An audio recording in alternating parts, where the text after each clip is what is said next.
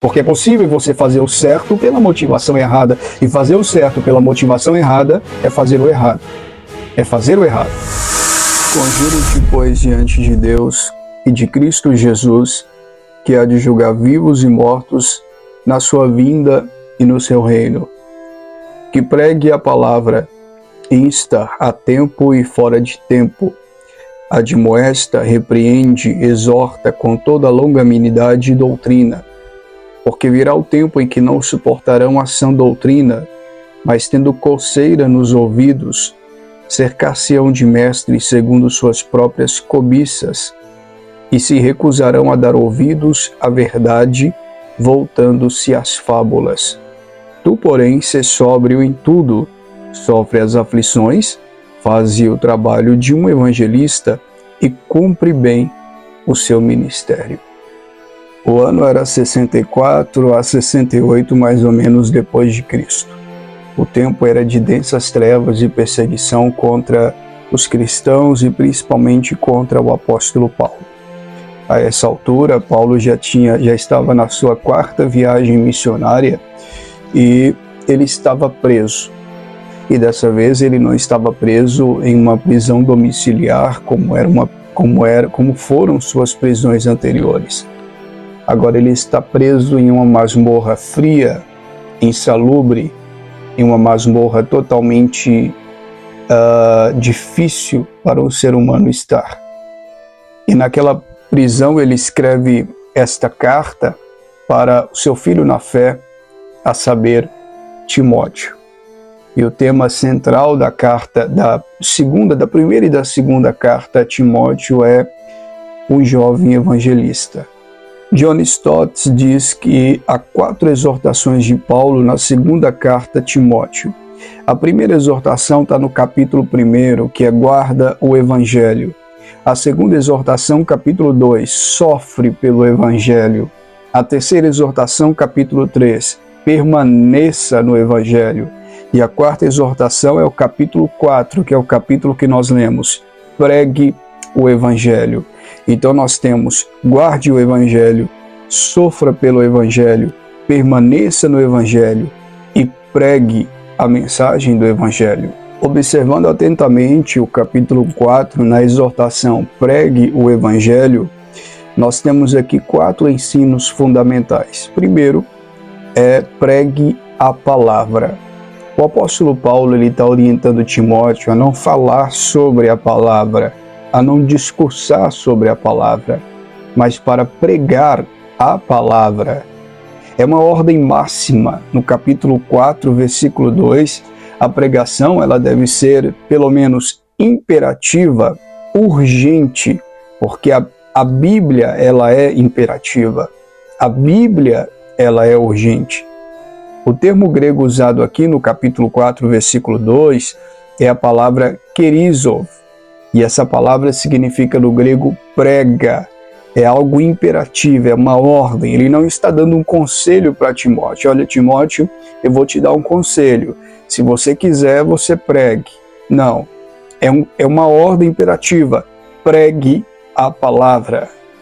Por isso, pregar o evangelho para Paulo, e ele está dizendo também para Timóteo, não é uma opção, é um mandamento, é um dever.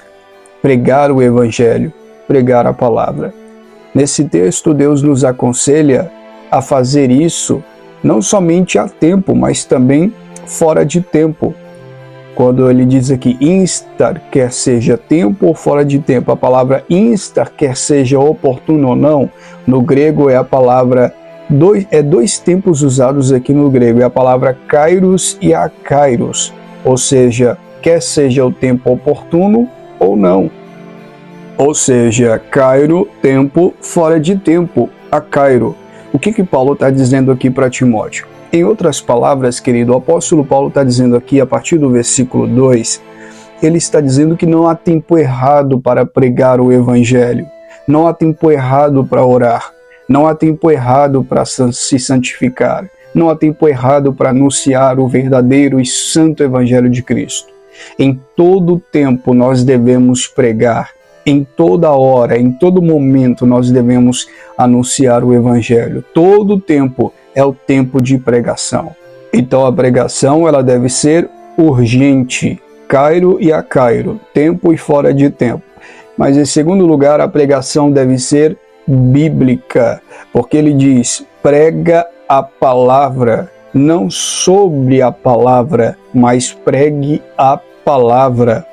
Não são nossas ideias que devem ser pregadas, não são nossos conceitos que devem ser pregados, não é aquilo que eu acho que deve ser ensinado, mas é aquilo que a Bíblia realmente está dizendo, é aquilo que realmente está escrito. Não é o que Deus me disse, é o que Deus escreveu, não é o que Deus me mostrou, é o que está escrito aqui para todos. Não é o que esse texto diz para mim, é o que esse texto diz apenas. Porque esta é a mensagem da graça. E como nós devemos pregar? Como pregar esta mensagem? Ele continua, corrige, oriente, exorte, com toda longanimidade e doutrina, ou seja, em uma paciência dinâmica, consolando e ao mesmo tempo confrontando o pecador e seus delitos e pecados. Notem comigo a expressão com toda doutrina aqui no texto. Isso demonstra que a doutrina é a explicação correta, a correta explicação ou explanação dos fundamentos da verdadeira fé, da fé genuína, da fé salvífica, da fé bíblica. Ou seja, não é só pregar aleatoriamente, tem que pregar certo, tem que pregar de maneira correta, tem que pregar exatamente como está no texto bíblico, tem que pregar exatamente o texto bíblico, as Escrituras. Porque pregar a doutrina é pregar o que a Bíblia realmente está ensinando. Voltando ainda no verso 1, conjuro-te, pois diante de Deus que há de julgar vivos e mortos. Ou seja, pregar por quê? Qual o motivo da pregação? E o motivo é por causa de Cristo. Ele é a motivação, não tem outra motivação. Nós pregamos por conta dele, por causa dele. Ele é a motivação do nosso ensino, do nosso saber, do nosso explanar. Ele é a motivação da nossa exposição. Nós não pregamos por conta de nós, nem por conta das pessoas. Nós não evangelizamos o mundo porque ele está perdido primeiramente. Nós evangelizamos o mundo por causa de Cristo, para a glória de Cristo. Nós não vamos à igreja por causa de nós mesmos, nós vamos à igreja por causa de Cristo. O Evangelho é por causa de Cristo, o Evangelho é cristocêntrico, não é antropocêntrico. Tudo gira em torno da pessoa dele, da obra dele, do poder dele, não da nossa própria obra e não da nossa vontade, que não passa de trapos de imundícia diante do Senhor. A expressão conjuro-te aí é um termo jurídico, é mais do que uma ordem imperativa. Conjuro-te que pregues a palavra. Mas por que uma ordem imperativa para pregar? Por causa de Cristo. Repare o texto, verso 1. Porque Cristo virá julgar vivos e mortos. Ou seja, é mais do que uma ordem e a motivação disso é a pessoa e a obra do Senhor Jesus. Tanto, queridos, dentro dessa premissa, eu quero ousar afirmar que nosso maior desafio não é fazer o certo, mas é fazer o certo pela motivação certa. E a motivação certa pelo qual nós fazemos o certo chama-se Jesus Cristo, o nosso Senhor. Porque é possível você fazer o certo pela motivação errada, e fazer o certo pela motivação errada é fazer o errado. É fazer o errado. Nós pregamos por Ele, para a glória dEle. E nossa luta não é por conta de nós mesmos, mas é para a glória dEle, é para Ele. Então nossa luta é contra nós mesmos e a favor dEle, para a glória do Senhor Jesus. Somente depois disso, aí sim, pregue por causa dos homens, ensino complementar. Versos 3 e 4 diz, porque virá o tempo em que não suportarão a sã doutrina, mas tendo coceira nos ouvidos, cercar-se-ão de mestres segundo suas próprias cobiças, e se recusarão a dar ouvidos à verdade, voltando-se às fábulas. Ou seja, em primeiro ponto, você deve pregar não por causa das pessoas que estão perdidas, mas por causa de Cristo, o nosso Senhor. Mas em segundo plano, você deve pregar porque vai chegar o tempo em que essas pessoas não vão suportar a sã doutrina. Só que o fato delas não suportarem a sã doutrina não alivia a barra delas. Mesmo não suportando a sã doutrina, nós vamos continuar pregando a sã doutrina. O chicote vai continuar estralando no lombo deles. A verdade não faz coceira nos ouvidos. Eles querem anedotas, piadas, sermões para eles caírem na lambança e na gargalhada. Mas a verdadeira palavra, o verdadeiro evangelho não faz cócegas. O verdadeiro evangelho esbofeteia nossos ouvidos, esbofeteia nossa cara e mostra que somos pó, miseráveis, depravados e que necessitam da graça e da misericórdia do Senhor. Portanto, a principal motivação da pregação é Cristo, e a principal necessidade da pregação são as pessoas, são os homens. Nesse sentido, John Piper diz que a pregação veio para trazer paz aos homens e os homens glorificar a Deus. O Evangelho veio trazer salvação aos homens e, uma vez salvo, nós glorificamos a Deus com nossas ações e com nossas obras e com nosso louvor. Algumas aplicações práticas disso, desse pequeno raciocínio, desse pequeno sermão aqui para nós. Primeira aplicação é que a sã doutrina é a verdade que nós devemos pregar. Muitos não suportam essa sã doutrina e essa sã doutrina será substituída por fábulas. É isso que o apóstolo Paulo diz a Timóteo aqui. Então nossa pregação ela não será bem quista, não será bem vista, não será bem aceita.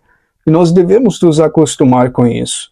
Devemos saber que quanto mais nós pregamos, talvez menos nós seremos ouvidos.